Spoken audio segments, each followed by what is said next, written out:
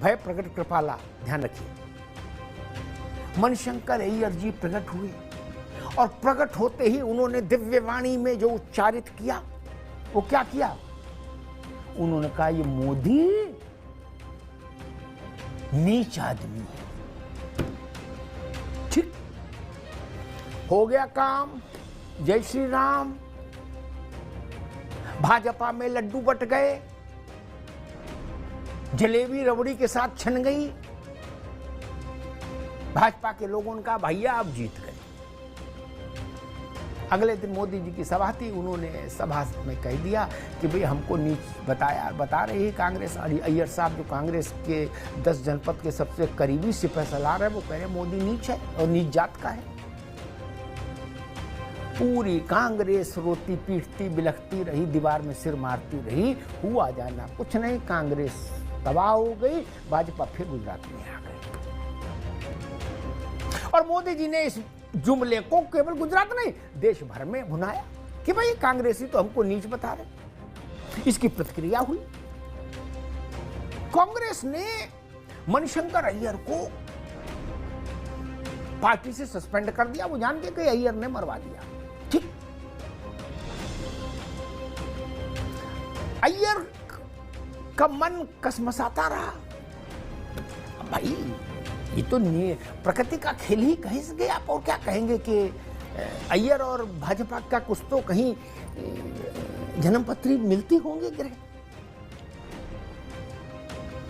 उस बात को लेके अय्यर का सितारा कांग्रेस में डूबता रहा, लेकिन भाजपा के लोग दिल में अय्यर के लिए सहस्त्रों शुभकामनाएं देते रहे, ढेरों आशीष। बोले भैया जी जुग जुग जियो अय्यर साहब।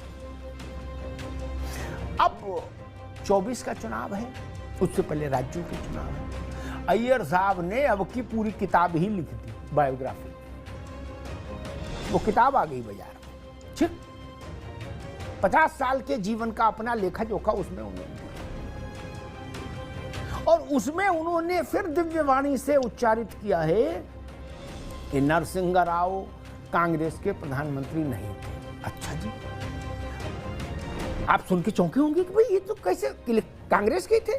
नहीं, अय्यर ने कहा नहीं, वो भाजपाई थे। अटल बिहारी वाजपेयी से पहले वो भाजपा के प्रधानमंत्री बने। और अय्यर ने कहा कि अयोध्या पर जो फैसला आया कोर्ट का वो गलत था। बाबरी मस्जिद वहां पर फिर से बननी चाहिए थी। See clear technical answers. Use कर। बाबरी मस्जिद वहां पर फिर से बननी चाहिए थी। और नरसिंह राव ने संविधान और कानून का पालन नहीं किया। उन्होंने भाजपाई विचारधारा से काम किया। यानी अय्यर ने इस बार अयोध्या के खिलाफ मोर्चा खोल दिया तब जब राम मंदिर बन के तैयार है और 15 जनवरी के बाद कभी भी उसका राष्ट्र को लोकार्पण होना है। और पाकिस्तान की तारीफ कर दी। समझिएगा, अयोध्या में मंदिर की आलोचना, मंदिर के लिए आए निर्णय की आलोचना, पाकिस्तान की तारीफ और कांग्रेस के प्रथम परिवार गांधी परिवार की जय जयकार। ये तीनों काम उन्होंने फिर कर दिए। भाजपा के लिए फिर मन मांगी मुराद मिल गई। अब भाजपाई खुश है, वो कह रहे भाई साहब अब सगुन हो गया, अय्यर बोल दिया, अब समझ लो जीत में कोई बाधा ही नहीं।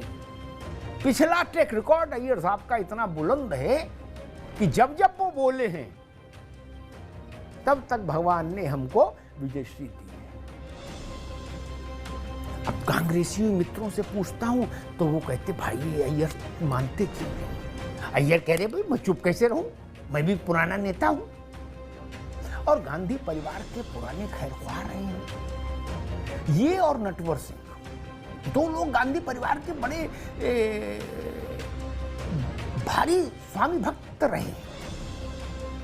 अब नटवर सिंह जी तो पहले से हाशिए पे है, इधर मणिशंकर अय्यर भी हाशिए पे चले गए और उनके मन में कांग्रेस को लेकर टीस भी है। अय्यर साहब कह रहे हैं आजकल कि राजीव गांधी के वारिसों ने मेरे साथ अच्छा व्यवहार नहीं किया। अब राजीव गांधी की वारिस कौन है? सोनिया गांधी, प्रियंका गांधी और राहुल गांधी यही ना है। उम्र भर जिस खानदान की सेवा में समर्पण किया रहे अय्यर, अब कह रहे कि हमारे साथ उन्होंने ठीक काम नहीं किया। लेकिन भाजपाई इसमें खुश हैं कि कांग्रेस ने अय्यर के साथ क्या किया और अय्यर ने कांग्रेस के साथ क्या किया, छोड़ो, हमारे लिए तो सगुन हो गया। क्या? जिन घर से निकलते समय गाय बछड़ा दिख जाए जैसा सगुन। जो पूर्वों के उदाहरण बताते हैं कि अय्यर का बोला कभी फलदायी न रहा हो, ऐसा हुआ ही नहीं।